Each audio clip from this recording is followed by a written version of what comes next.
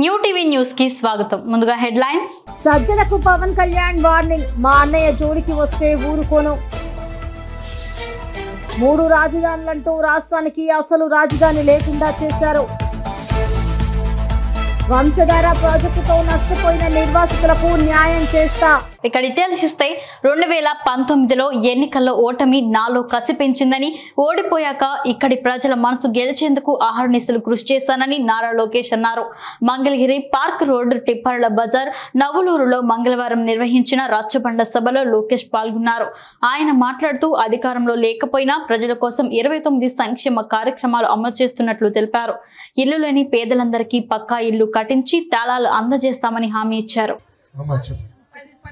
25 సంవత్సరాల నుండి వడ్డీలలో ఉంటున్నామండి. మాకు ఇళ్ళ స్థలాలు కావాలని తిరుగుతున్నా, వాళ్ళు పథకాలను ఇచ్చారులే కానీ మాకేమి ఇల్లు స్థలాలు ఇవ్వలేదండి. తిరిగి ఇది అవుతున్నాము. డ్రైనేజీలు సరిగ్గా లేవు. మాకి కాలువలు తీయమన్నా కూడా మున్సిపాలిటీ వాళ్ళకి చెప్పినా కూడా వాళ్ళు ఇది చేయట్లేదు సార్. మాకి పేద కుటుంబాలకి ఇల్లు కట్టించి తాళాలు అందజేసే బాధ్యత మేము తీసుకుంటాం. మొదటిది. రెండోది, ఈ డ్రైనేజ్ ఓపెన్ డ్రైనేజ్ పెడితే ఇదే సమస్య. చెత్తంతా అక్కడ వెళ్తుంది, మళ్ళీ తీసాక ఎవడు రాదు. దీనికి శాశ్వతమైన పరిష్కారం భూగర్భ డ్రైనేజ్. భూగర్భ డ్రైనేజ్ చేస్తే ఒక దోమ కూడా ఉండదు. ఇది అన్న ఎన్టీఆర్ ఊర్లో నిమ్మకూరులో నేను చేశా. పంచాయతీరాజ్ గ్రామీణాభివృద్ధి శాఖ మంత్రులు. అద్భుతంగా ఉంది అక్కడ డ్రైనేజ్. ఆ విధానం మంగళగిరిలో అమలు చేస్తాం. ఓకేనమ్మా? ఉపయోగపడేవి మాకు ముందు ముందు కూడా బాగా జరుగుతాయని నమ్మకం ఉంది. కాకపోతే పార్క్ రోడ్ లో ఎక్కువగా గంజాయి ఉంది. అది మీరు ఎవరు పట్టించుకోవట్లేదు. ఏ రాజకీయ నాయకులు పట్టించుకోవట్లేదు. వీటి చాలా చాలా చెడిపోతుంది. మేము ఎంతో కష్టపడి పిల్లల్ని చదివిస్తున్నాము. వాళ్ళకు ఉద్యోగాలు కూడా మంచి తెప్పించుకునేలా శ్రమ పడుతున్నాము. కానీ వాళ్ళకి ఎంత జీతం వచ్చినా ఏం చేసినా కూడా తల్లిదండ్రులు సుఖపడట్లేదు. ఎందుకంటే అది పిల్లల్లోనే ఇదైపోతుంది. ఆ గంజాయి మూలాన వాళ్ళ లైఫ్ పాడైపోతుంది. అసలు ఈ రాష్ట్రం లైఫే పాడైపోతుంది. అదొకటి. ఇంకోటి సార్ మాడతాను, గంజాయి వల్ల కుటుంబాలు ఎట్లా నాశనం అవుతున్నాయో నేను పాదయాత్రలు నేరుగా చూసాను.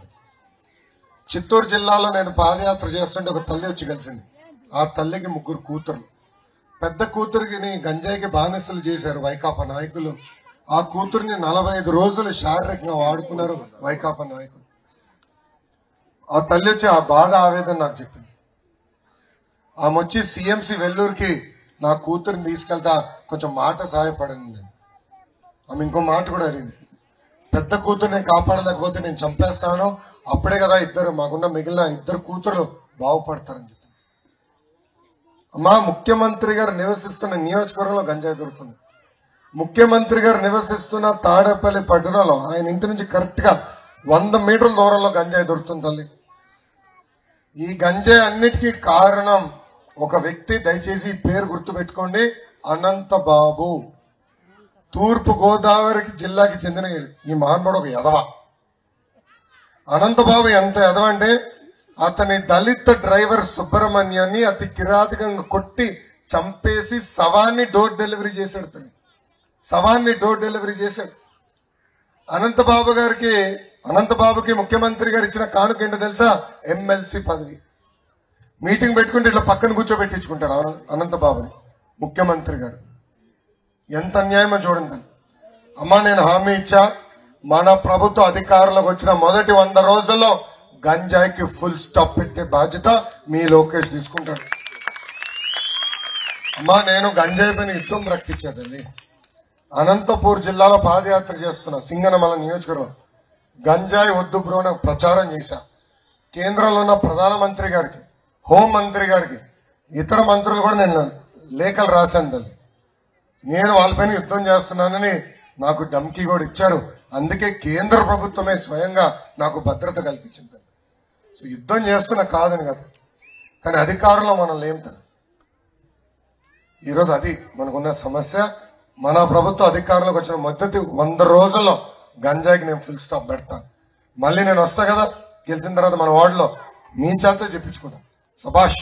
నువ్వు గంజాయిని ఫుల్ స్టాప్ పెట్టావు తమ్ముడు అని మీ చేత నేను చెప్తున్నాను. పిఠాపురం నియోజకవర్గం యు కొత్తపల్లి మండలం ఉప్పాడలో వారాహి విజయబేరి సభలో సజ్జల రామకృష్ణారెడ్డికి పవన్ కళ్యాణ్ వార్నింగ్ ఇచ్చారు. తమ అన్నయ్య చిరంజీవి జోలికి రావద్దని సూచించారు. పద్మ విభూషణ్ అవార్డు గ్రహీతను అనే అర్హత లేదని, ఆధిపత్యపు అహంకారం చూపించవద్దని, నోరు ఒళ్ళు అదుపులో పెట్టుకోవాలని సూచించారు. వైసీపీ ప్రభుత్వం రాబీస్ వచ్చిన కుక్కలని ఆగ్రహం వ్యక్తం చేశారు. జగన్ మా పాపం సజ్జల రామకృష్ణారెడ్డి గారు చాలా బాధపడిపోతా ఉన్నారు. మెగాస్టార్ చిరంజీవి గారు కూడా ఒకటే మాట, పంచగల రమేష్ బాబు ఆయన పార్టీ పెట్టినప్పుడు ఆయన అభ్యర్థి గెలిచాడు. ఆయనకి మన రమేష్ గారు ఎంపీగా పోటీ చేస్తున్నారు. ఆయన వాళ్ళిద్దరూ వచ్చి నాకు మీ ఆశీస్సులు కావాలి అంటే ఆయన ఈరోజు దా నాకు కూర్చోబెట్టి నాకు 5 కోట్లు ఇచ్చారు. నువ్వు ఇంత కష్టపడుతున్నావు, కౌలు రైతుల కోసం, రైతాంగం కోసం కష్టపడుతున్నావు, నేను నీకు 5 కోట్లు ఇస్తున్నాను జనసేన పార్టీకి అని చెప్పారు.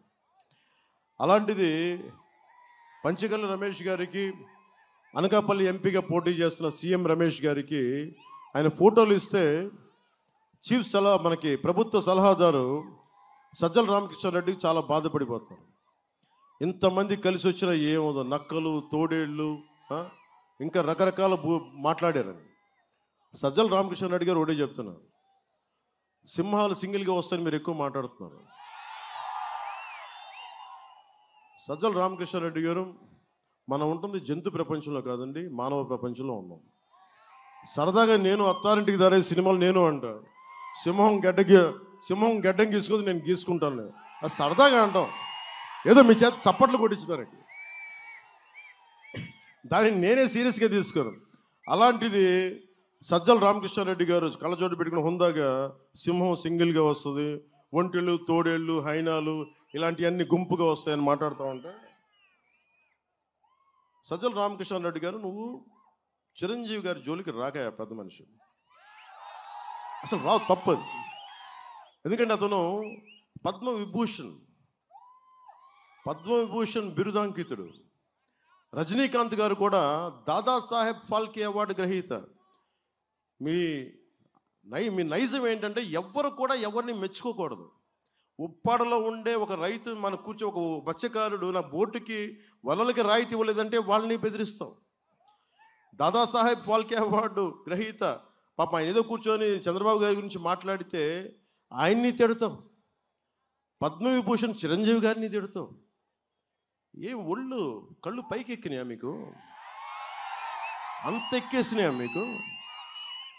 సజ్జల రామకృష్ణారెడ్డి గారు మీకు ఒకటి చెప్తున్నా, 2-3 సార్లు నేను మాట్లాడితే మీకు ఆధిపత్య అహంకారం అంటే మీరు చాలా బాధపడ్డారు, నొచ్చుకున్నారు. ఆధిపత్యపు అహంకారం అంటే ఇదే సజ్జల రామకృష్ణారెడ్డి గారు. అందరూ మీకే పల్లకీలు మోయరండి. మీరు ఎవరి పల్లకీలు ఎవరు మోయరు. మేమందరం మోసేది ప్రజల్ని, మేము ఎక్కించి మేము బోయిలకి వెళ్తున్నాం. ఇక్కడ మేము మత్స్యకారుల్ని భుజాల మీద ఎక్కించుకుని వారి పల్లకీలు మోయడానికి మేము సిద్ధంగా ఉన్నాం. అణగారిన వర్గాల ప్రజల్ని భుజం మీదకి ఎక్కించుకుని పల్లకీలు మోస్తున్నాం.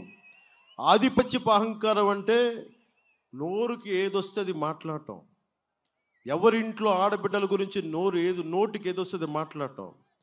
ఆధిపత్యపు అహంకారం చూపించుకు సజ్జల రామకృష్ణారెడ్డి గారు.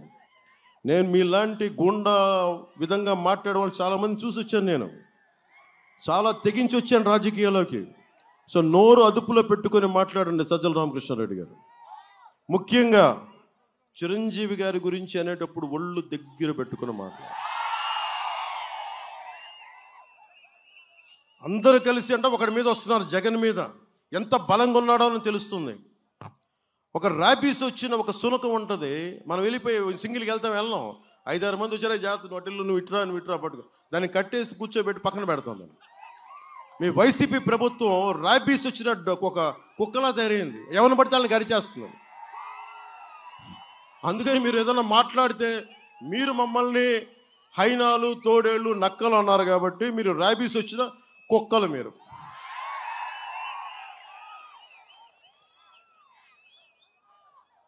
అందుకని మనస్ఫూర్తిగా సజ్జల రామకృష్ణారెడ్డి గారు ముఖ్యంగా అర్థం చేసుకున్న పెద్ద మనసుతోటి కొంచెం మాటలు నియంత్రించుకోండి. రాష్ట్ర విభజన జరిగిన తర్వాత 5 ఏళ్ల ముఖ్యమంత్రిగా ఉన్న చంద్రబాబు నాయుడు రాష్ట్రాన్ని సింగపూర్ చేస్తానని కళ్ళబొల్లి కబుర్లు చెప్పారని, తర్వాత 5 ఏళ్లు అధికారంలో ఉన్న జగన్మోహన్ రెడ్డి అమరావతి రాజధానికి తూట్లు పొడిచి 3 రాజధానులంటూ రాష్ట్రానికి అసలు రాజధాని లేకుండా చేశారని పిసిసి అధ్యక్షులు షర్మిల విమర్శించారు. 10 సంవత్సరాలైందే, కనీసం మనకు చెప్పుకోతగ్గ ఒక రాజధాని అయినా ఉందా? ఈ రోజుకి పక్కన బెంగళూరు ఉంది, హైదరాబాద్ ఉంది, చెన్నై ఉంది, అందరికీ అన్నీ ఉన్నాయి. మనకేముంది? మనకేముందన్నా? చిప్ప ఉంది. మనకేం మిగిలింది? గుండు సున్నా మిగిలింది. 10 సంవత్సరాలు చంద్రబాబు గారేమో అమరావతిని సింగపూర్ చేస్తానన్నాడు, 3D సినిమా చూపించాడు. జగన్మోహన్ రెడ్డి గారేమో ఒకటి సరిపోదు 3 రాజధానీలు అన్నాడు. 3 రాజధానీలని ఒక్క దాంట్లో అయినా తట్టెడు మట్టి పోసారా? ఒక్క రాజధాని అయినా అయిందా? మరి ఎందుకైనా వీళ్ళకి ఓట్లు వేయాలి? మళ్ళీ మళ్ళీ వీళ్ళకి ఎందుకు అధికారం ఇవ్వాలి? అధికారం ఇస్తే వీళ్ళు ఏం చేస్తున్నారు? బీజేపీ పార్టీకి గులాంగిరి చేస్తున్నారు. పోనీ బీజేపీ పార్టీ మనకేమైనా చేసిందా 10 సంవత్సరాలంటే? 10 సంవత్సరాలు అయింది. ప్రత్యేక హోదా 10 సంవత్సరాల క్రితం మోడీ గారు 10 సంవత్సరాలు ఇస్తామన్నారు. ఇప్పటికి 10 సంవత్సరాలైంది. వెన్నుపోటు పొడుస్తూనే ఉన్నారు, కానీ ఇప్పటి వరకు ప్రత్యేక హోదా ఇవ్వలేదు మోడీ గారు. మరి ఇలాంటి మోడీకి చంద్రబాబు అయినా జగన్మోహన్ రెడ్డి గారైనా ఎందుకు గులాంగిరి చేయాలి? ఏం చేశారు మోడీ గారు? మనకు పోలవరం ప్రాజెక్ట్ ఇచ్చారా? మనకు రాజధాని కట్టారా? కడప స్టీల్ ఫ్యాక్టరీ కట్టారా? ఆఖరికి విశాఖ స్టీల్ను కూడా అమ్మేసే ప్రయత్నం చేస్తున్నారు మోడీ గారు. అలాంటి మోడీకి ఒక పక్క చంద్రబాబు గారు, ఇంకో పక్క జగన్మోహన్ రెడ్డి గారు, ఇద్దరు కొంగు పట్టుకొని డాన్సులు డ్యూయెట్లు ఆడుతున్నారే. ఇద్దరికి మోడీ గారు కావాలి. ఎందుకంటే మోడీ దగ్గర అధికారం ఉంది కాబట్టి. స్వప్రయోజనాల కోసం ప్రజా ప్రయోజనాలు ఇద్దరూ తాకట్టు పెట్టారు. దొందే. మోడీ గారేమో మన రాష్ట్రానికి ఒక్క మేలు కూడా చేయలేదు. అయినా కూడా 5 సంవత్సరాలుగా మన రాష్ట్రంలో, యాక్చువల్లీ 10 సంవత్సరాలుగా మన రాష్ట్రంలో ఒక ట్రయాంగిల్ లవ్ స్టోరీ నడుస్తుంది.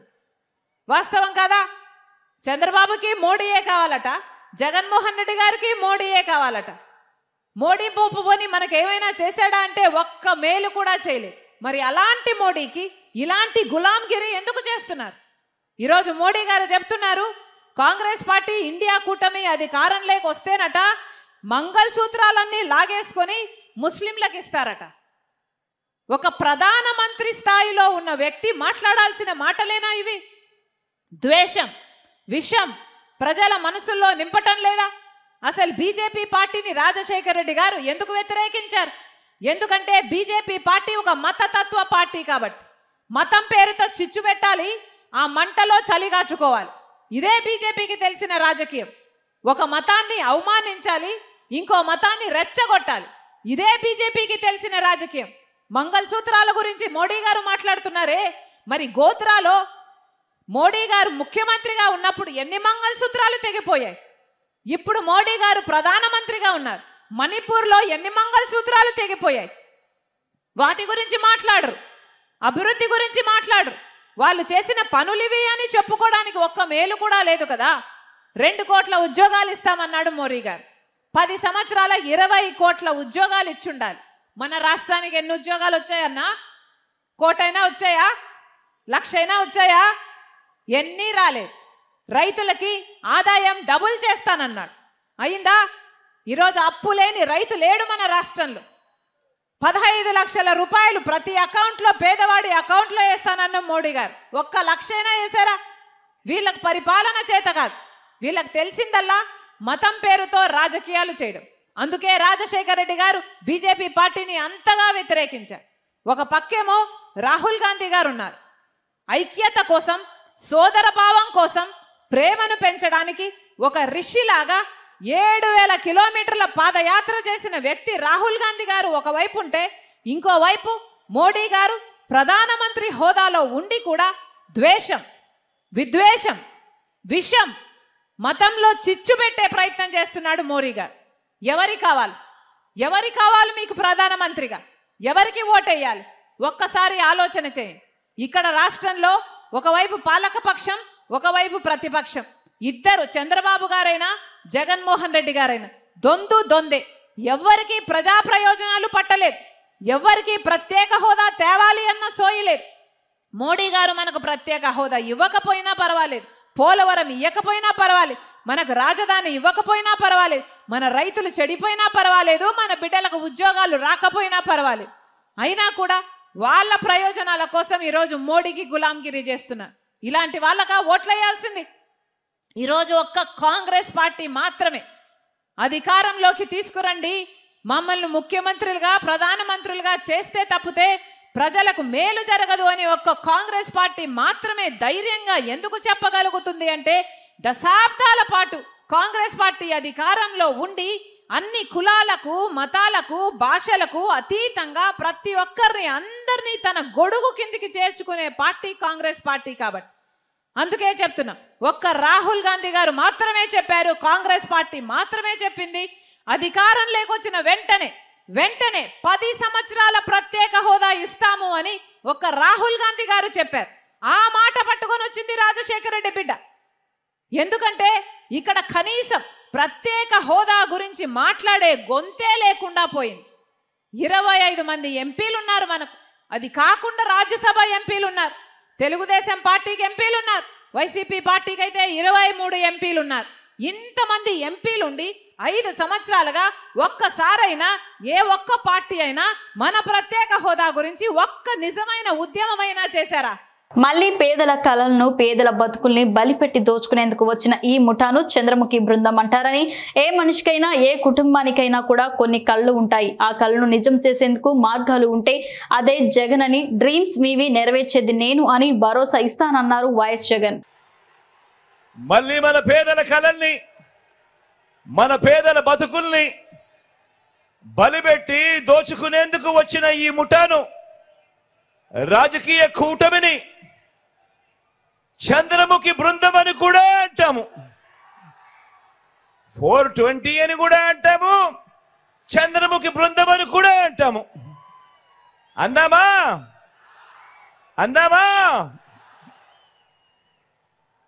ఆలోచన చేయమని మిమ్మల్ని అందరినీ కూడా కోరుతా ఉన్నా. ఏ మనిషికైనా ఏ కుటుంబానికైనా కూడా వాళ్ళకు కొన్ని ఎయిమ్స్ ఉంటాయి, వాళ్ళందరికీ కొన్ని డ్రీమ్స్ ఉంటాయి, కొన్ని కలలు ఉంటాయి. ఆ కలల్ని నిజం చేసేందుకు మార్గాలు కన్నా ఉంటే అదే కుటుంబం ఒక్కో మెట్టు కూడా ఎదుగుతూ పోతుంది. ఆలోచన చేయమని అడుగుతా ఉన్నా. అలాంటి పేదల డ్రీమ్స్ను అర్థం చేసుకొని, అలాంటి పేదల కలలను అర్థం చేసుకొని మీ జగన్ మీ బిడ్డ పెట్టిన స్కీమ్స్ ఎన్నో తెలుసా?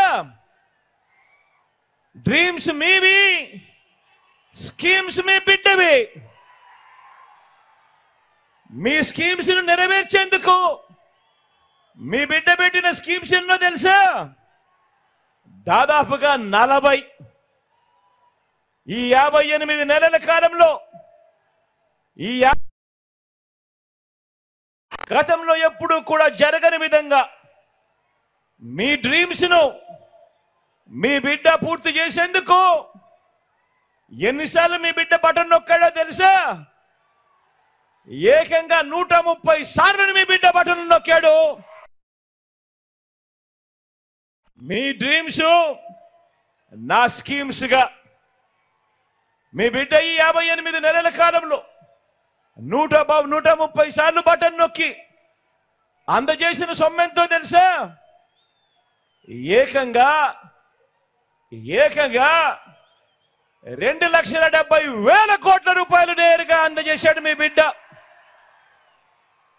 నేరుగా మీ బిడ్డ బటన్ నొక్కడం, అది నేరుగా నా అక్క చెల్లెమ్మల కుటుంబాల ఖాతాల్లోకి నేరుగా వెళ్ళిపోవడం. ఎక్కడా లంచాలు లేవు, ఎక్కడా వివక్ష లేదు. మీ బిడ్డ బటన్ నొక్కుతా ఉన్నాడు, నా అక్క చెల్లెమ్మల కుటుంబాల ఖాతాల్లోకి నేరుగా వెళ్తా ఉన్న పరిస్థితులు. ఇక ఈ డీబీటీకి తోడు నాన్ డీబీటీ కూడా వేసుకుంటే, అంటే ఇళ్ల స్థలాలైతేనేమి, విద్యా కానుకైతేనేమి, ట్యాబ్స్ అయితేనేమి, ఇటువంటివన్నీ కూడా వేసుకుంటే ఏకంగా మరో 1,00,000 కోట్లకు పైగా మీ బిడ్డ ఈ 58 నెలల కాలంలో నా అక్క చెల్లెమ్మల కుటుంబాల కోసం వాళ్ళ డ్రీమ్స్ మీ బిడ్డ స్కీమ్స్ ద్వారా ఏకంగా 3,75,000 కోట్ల రూపాయలు. వంశధార ప్రాజెక్టుతో నష్టపోయిన నిర్వాసితులకు న్యాయం చేస్తానన్నారు. ప్రాజెక్టుల వల్ల ప్రజలకు ఎంత మేలు చేకూరుతుందో వాటి కోసం భూములు ఇచ్చి నష్టపోయిన రైతులకు పరిహారం ఇవ్వాల్సి ఉంటుందని, ఆ బాధ్యత తాను తీసుకుంటానని హామీనిచ్చారు. జగన్ 5 ఏళ్ల పాలనలో వంశధార ప్రాజెక్టును పూర్తి చేయలేకపోయారని విమర్శించారు.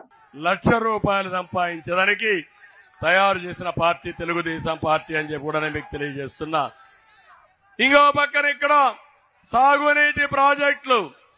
నా ఆలోచన ఒకటి, వంశధార అక్కడి నుంచి నేరుగా గోదావరి, పక్కనే కృష్ణ, పక్కన పెన్నా నదుల అనుసంధానం నా కళ. ఇది జరిగితే ప్రతి ఒక్క ఎకరాకు నీళ్లు ఇచ్చే అవకాశం వస్తుంది. వంశధారలో వరద వస్తే ఈ నీళ్లు నేరుగా పెన్నాకి వెళ్తాయి. పెన్నాలో వరద వస్తే ఆ నీళ్లు నేరుగా శ్రీకాకుళానికి వస్తుంది. అది నా కళ. ఇది అసాధ్యం కాదు. ఇప్పుడు కరెంట్ ఉంది. కరెంట్ ఎక్కడో ఉత్పత్తి చేస్తారు. మీ ఇంట్లో లైట్ వేస్తే వెలుగుతుందా లేదా అని మిమ్మల్ని అడుగుతున్నా. అదే మాదిరిగా నీటి సమస్య పరిష్కారం చేస్తే బ్రహ్మాండంగా ముందుకు పోయే పరిస్థితి వస్తారు. అది కూడా చేయిస్తానని చెప్పి నేను మీకు తెలియజేస్తున్నా. ఇంకో పక్క ప్రభుత్వ ఉద్యోగులు ఉంటారు ఇక్కడ శ్రీకాకుళంలో. ఏం తమ్ముళ్ళు, గవర్నమెంట్ ఉద్యోగులు నష్టపోయారా లేదా అని మిమ్మల్ని అడుగుతున్నా. చదువు చెప్పవలసిన టీచర్ని లిక్కర్ షాప్ దగ్గర కాపలా పెట్టాడా లేదా అని మిమ్మల్ని అడుగుతున్నా. నేనున్నప్పుడు తల్లి, తండ్రి, గురువు, దైవం. అందుకే నేను ఆలోచించింది టీచర్లందరికీ గురువు స్థానం ఇవ్వాలని ట్రాన్స్ఫర్స్ కూడా చేయకుండా కౌన్సిలింగ్ పెట్టి పెద్ద ఎత్తున చేశాం. ఆ గౌరవం ఇచ్చాం. ఈరోజు ఈ దుర్మార్గుడు ఉద్యోగస్తుల్ని బెదిరించడం, ఎక్కడికక్కడ ఇష్ట ప్రకారం చేసి వాళ్ళకి ఇవ్వాల్సిన డబ్బులు ఇవ్వకుండా 20,000 కోట్ల రూపాయలు బకాయిలు పెట్టాడు. ఉద్యోగస్తులందరికీ ఓటే కోరుతున్నాను. ఈసారి గాని ఒక్క ఓటు గాని మీరు ఈ యొక్క సైకో జగన్ కేస్తే నెక్స్ట్ రాబోయేది రివర్స్ పిఆర్సీని. పిఆర్సీ అంటే ఏదో పెంచాలనుకుంటున్నారు. పెంచడు, తగ్గించడానికి పిఆర్సీ వేస్తాడు. సిద్ధమా ఉద్యోగస్తులు అని మిమ్మల్ని అడుగుతున్నా. 5 ఏళ్లు మిమ్మల్ని పెట్టిన చిత్రహింసలు మర్చిపోతారా అని మిమ్మల్ని అడుగుతున్నా. జోగులాంబ సాక్షిగా మాట ఇస్తున్న 2 లక్షల రూపాయల రుణమాఫీ చేస్తా అని సీఎం రేవంత్ రెడ్డి అన్నారు. నాగర్ కర్నూలు జిల్లా బిజినపల్లిలో నిర్వహించిన కాంగ్రెస్ జనజాతర సభలో రేవంత్ రెడ్డి మాట్లాడుతూ ఆగస్టు 15 లోపు రుణమాఫీ చేయకపోతే రాజీనామా చేస్తారా అని హరీష్ రావును అంటున్నారు. 2 లక్షల రూపాయల రుణమాఫీ చేస్తా, నేను రుణమాఫీ పూర్తి చేస్తే కేసీఆర్, హరీష్ రావు బీఆర్ఎస్ ను రద్దు చేస్తారా అని రేవంత్ రెడ్డి సవాల్ విసిరారు. ఇక రైతు రుణమాఫీ గురించి, వడ్ల బోనస్ గురించి మిత్రులారా, హరీష్ రావు గారు ఒక మాట మాట్లాడిండు. 15 ఆగస్టు లోపల రైతు రుణమాఫీ చేయకపోతే రేవంత్ రెడ్డి రాజీనామా చేస్తాడా అని. నేను సూటిగా ఈ వేదిక మీద నుంచి నాగర్ కర్నూలు పార్లమెంటు నుంచి హరీష్ రావు, చంద్రశేఖరరావుకు సవాలు విసురుతున్నా. 15 ఆగస్టు లోపల 600 అయినా అక్కడి సూర్యుడు ఇక్కడ మలిసిన జోగులాంబ సాక్షిగా మాట ఇస్తున్నా.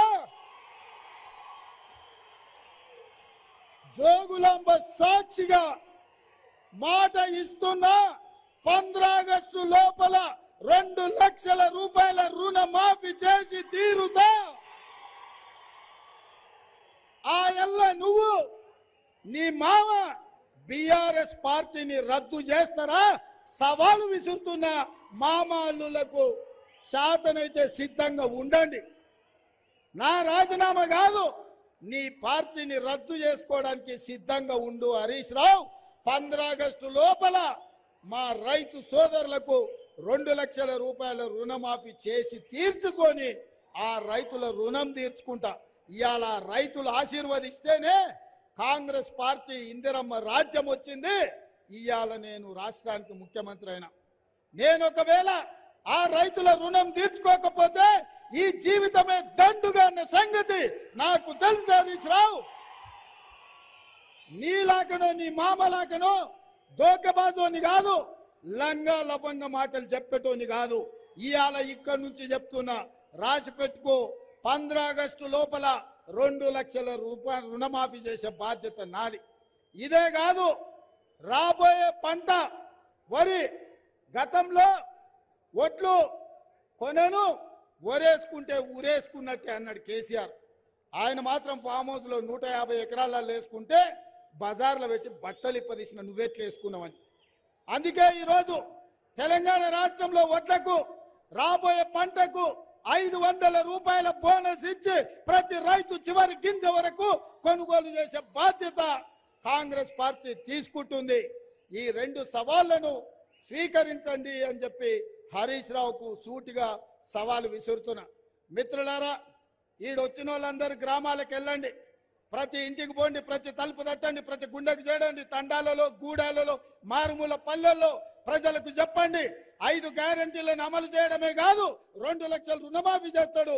పాలమూరుని చక్కదించుకుందాం, పసిడి పంటలతోని పరిశ్రమలతోని పాలమూరును అభివృద్ధి చేసుకుందాం. రాజకీయ పార్టీ కార్యకర్తలకు నేను ఒకటే చెప్తున్నా, మీ నాయకుల మాటలు నమ్మకండి. మన జిల్లాకు అవకాశం వచ్చింది, ఇది పోతే మళ్ళీ రాదు. మన జిల్లాను అభివృద్ధి చేసుకుందాం. వాడి మాటలో వీడి మాటలో ఇంటే మంది మాటలు విని మారుమాను పోతానంట, మళ్ళీ వచ్చే వరకు ఇల్లాగమైందని ఇవాళ ఎవరి మాటలు వినకండి. మన్ను పోసి అంబలి కాసుకునే పరిస్థితి వస్తుంది వాళ్ళ మాటలు నమ్మినామంటే. అందుకే మిత్రులారా, ఇదే వేదిక మీద నుంచి శాసనసభ ఎన్నికలల్లో డాక్టర్ రాజేష్ రెడ్డిని గెలిపించమన్న బ్రహ్మాండమైన మెజార్టీతోని రాజేష్ని గెలిపించారు. ఈ సభ సెంటిమెంటల్ సభ. తప్పకుండా నాకు సంపూర్ణమైన నమ్మకం, విశ్వాసం ఉంది. డాక్టర్ మల్లు రవి గారిని 1,00,000 మెజార్టీ తోటి నాగర్ కర్నూలు ఎంపీగా గెలిపించండి. మీ సమస్యల్ని పరిష్కరించే బాధ్యత నేను డాక్టర్ మల్లు రవి గారు తీసుకుంటున్నామని తెలియజేస్తూ మీ అందరి దగ్గర సెలవు తీసుకుంటున్నా. మీరందరు 1,00,000 మెజార్టీ ఇవ్వడానికి సిద్ధమేనా? సిద్ధమేనా? సిద్ధమేనా? సిద్ధమన్న వాళ్ళందరూ నిలబడండి. సిద్ధమేనా? అక్కడ చీకట్లు ఉన్న వాళ్ళు కూడా చెప్పాలి, చేయతాలు నాకు కనిపిస్తుంది. సిద్ధమా? సిద్ధమా? సిద్ధమా? సిద్ధమా? జై కాంగ్రెస్, జై జై కాంగ్రెస్. హస్తం గుర్తుకే, హస్తం గుర్తుకే. ధన్యవాదాలు సోదరులారా. జాగ్రత్తగా వెళ్ళండి ఇంటికి. మంచి ఊపు మీద ఉన్నారు, ఉత్సాహంగా సభ సక్సెస్ అయింది. స్పీడ్గా ఓకర్రి, నిదానంగా ఓన్రి, బూత్ బూత్ తిరిగి కాంగ్రెస్ ని గెలిపించండి. బీజేపీ కాంగ్రెస్ పై మాజీ మంత్రి కేటీఆర్ తీవ్ర విమర్శలు చేశారు. సంవత్సరానికి 2 కోట్ల జాబులు ఇస్తా అంటూ బడే బాయ్ మోడీ 100 రోజుల్లో ఇచ్చిన హామీలు నెరవేరుస్తా అంటూ చోటాబాయ్ రేవంత్ మోసం చేశారని మండిపడ్డారు. పైన మోడీ కింద కేడీ అంటూ వ్యాఖ్యానించారు. ఇలాంటి మోసపూరిత కేంద్ర పార్టీలకు ఈ ఎన్నికల్లో గట్టిగా బుద్ధి చెప్పాలని ప్రజలకు సూచించారు. तो आज केसीआर की बेटी को ले जाके जेल में रखते क्या? आप 1 मिनट के लिए सोचिए। मजबूर करता हूं आपको सोचने के लिए। आज बीजेपी में जो भी शामिल हो जाता है, मोदी साहब के जेब में जो भी बैठ जाता है, उस पर कोई कार्रवाई नहीं, उस पर कोई कुछ नहीं होता, कानून उसका कुछ नहीं करता। पर अगर आप मोदी के खिलाफ करेंगे, मोदी से लड़ेंगे, तो आपको ले जाके जेल में डालते हैं। इसलिए मैं कहना चाहता हूं आपसे, कांग्रेस में वो दम नहीं है बीजेपी से लड़ने की। आज राहुल गांधी उत्तर प्रदेश से भाग के केरला में लड़ रहे हो, उनमें क्या दम है? రాహుల్ గాంధీ సొంత సీట్ ఇచ్చిపెట్టి ఉత్తరప్రదేశ్ లో అమేథీలో అక్కడ బీజేపీతో కొట్లాడే దమ్ము లేక పోయి అక్కడ కొట్లాడుతున్నాడు. కేరళలో 2వ సీట్లో కొట్లాడుతా ఉన్నాడు. మరి అట్లాంటి పార్టీ బీజేపీని ఓడగొట్టే దమ్ము లేదు. బీజేపీని నిలువరించే శక్తి, బీజేపీని కొట్టే శక్తి, బీజేపీని ఆపే శక్తి తెలంగాణకున్న ఒకే ఒక్క గొంతు కేసీఆర్ గారు అనే మాట నేను గుర్తు చేస్తా ఉన్నా. మళ్ళొక్కసారి ఒక్క మాట దయచేసి మనసుకు జాగ్రత్తగా ఎక్కించుకోండి. కాంగ్రెస్ మోసం బంద్ కావాలంటే, నెలకు 2,500 రావాలంటే, నెలకు 4,000 పెన్షన్ ముసలులకు రావాలంటే, తులం బంగారం రావాలంటే, స్కూటీలు రావాలంటే బీఆర్ఎస్ గెలవాలి, గులాబీ జెండా గెలవాలి. అట్లయితేనే కాంగ్రెస్ ఒళ్ళు దగ్గర పెట్టుకొని పనిచేస్తుంది తప్ప, లేకపోతే మోసం పార్ట్ 2 చాలా అవుతుంది. రుణమాఫీ కాదు, తులం బంగారం రాదు, ఉన్న ఫ్రీ బస్ కూడా ఎత్తేస్తా అని చెప్పి బెదిరిస్తున్నాడు రేవంత్ రెడ్డి. అందుకే నేను మిమ్మల్ని కోరుతున్న మల్కాజ్గిరి పార్లమెంట్ లో ఇక్కడికి వచ్చిన మా గులాబీ అన్నదమ్ములు అక్క చెల్లెలు మనమే క్యాండిడేట్ అన్నట్టు కొట్లాడదాం. 20 రోజులు గట్టిగా కష్టపడదాం. ఎవరు ఏమన్నా ఖచ్చితంగా కేసీఆర్ గారిని తిరిగి తెచ్చుకోవాలంటే 10-12 పార్లమెంట్ సీట్లు గెలిపించుకొని ఈ గులాబీ జెండాను పార్లమెంట్ లో ఢిల్లీలో ఎగిరేటట్టు చేద్దాం. తద్వారా కేసీఆర్ గారిని సంవత్సరం లోపలనే మళ్ళీ రాష్ట్ర రాజకీయం అంతా ఆయన చుట్టూ తిరిగేటట్టు చేద్దాం. మల్కాజ్గిరి పార్లమెంట్ లో రాగిడి లక్ష్మారెడ్డి గారిని గెలిపించే వాళ్ళందరూ ఒక్కసారి పిడికిలెత్తాలా. విజయవాడ పోలీస్ కమిషనర్ పై ఎన్నికల సంఘం చర్యలు తీసుకోవడాన్ని టీడీపీ నేత బోండా ఉమా స్వాగతించారు. వైసీపీ కండువా కప్పుకొని పనిచేస్తున్న పోలీసులకు ఇదొక హెచ్చరికగా భావించాలన్నారు. విజయవాడ తన కార్యాలయంలో మాట్లాడుతూ సజ్జల చెప్పారని తమపై తప్పుడు కేసులు పెడతామంటే కుదరదని పోలీసులను హెచ్చరించారు. జరిగిన సీఎం మీద గులకరాయి డ్రామాకి ఎటువంటి సంబంధం లేదు. ప్రచారానికి వెళ్లకుండా అడ్డుకుంటున్న పోలీసులు ఈ ప్రభుత్వ బుద్ధిని ప్రజలు గ్రహించాలి. వీళ్ళు మీ దగ్గర నుంచి సెంట్రల్ నియోజకవర్గ ప్రజల నుంచి బోండా ఉమాని ఎన్ని కుతంత్రాలు పడినా దూరం చేయలేరు. ఎన్ని రకాలుగా ఒక కన్నుకి గాయమైనట్టు ఒకరోజు కట్టుకట్టి, ఇంకో కన్నుకు గాయమైనట్టు ఇంకో రోజు కట్టుకట్టి, ఇవాళ మీడియాలో ఏకిపారేస్తే 2 కట్లు పీకేసి ఇవాళ డ్రామాలు మహానటులు వచ్చారు. చింతామణి నాటకంలో ఉన్నట్లు హీరోల్లాగా ఇవాళ మహానటులు వచ్చి ఇక్కడ నటిస్తూ ఉన్నారు. ఒకరోజు ఈ కన్నుకి ఒకరోజు ఈ కన్నుకి. అంటే మీడియా చూడదా? ప్రజలు చూడరా? అందుకనే మొత్తం ప్రజల్లో పెద్ద ఎత్తున ఈ నటుడు వెల్లంపల్లి సీను గురించి రాగానే 2 కట్లు పీకేశాడు. నేను మొదటి రోజు చెప్పా, ఇతనికి ఏ కన్ను దాడి జరగలేదు. ఎల్వి ప్రసాద్ హాస్పిటల్కి, ఐ హాస్పిటల్కి మీడియా సమక్షంలో వెళ్ళి పరీక్ష చేయిద్దాం, ఆ డబ్బులన్నీ మేము పెట్టుకుంటాం, ఇతనికి నిజంగా దెబ్బ తగిలిందో లేదో వాళ్ళే తేలుస్తారంటే పారిపోయాడు. ఇవాళ నామినేషన్ ముందు వరకు ఒక్కన్నుకి, నామినేషన్ తర్వాత నామినేషన్ రోజు ఒక్కన్నుకి. అది అడిగేటప్పటికి, అది బయటపడేటప్పటికి 2 కట్లు పట్టు. కాబట్టి ఇలా నాటకాలు వేస్తూ ఉన్నారు. బోండా ఉమాని ప్రజల దగ్గర రాకుండా అడ్డుకుంటా ఉన్నారు. అయినా సరే మా హక్కుల కోసం ఎన్నికల కమిషన్ సంఘం తలుపులు తడతాం. వార్తలు ముగించే ముందు హెడ్లైన్స్ మరోసారి. సజ్జలకు పవన్ కళ్యాణ్ వార్నింగ్, మా అన్నయ్య జోలికి వస్తే ఊరుకోను. 3 రాజధానులంటూ రాష్ట్రానికి అసలు రాజధాని లేకుండా చేశారు. వంశధార ప్రాజెక్టుతో నష్టపోయిన నిర్వాసితులకు న్యాయం చేస్తా.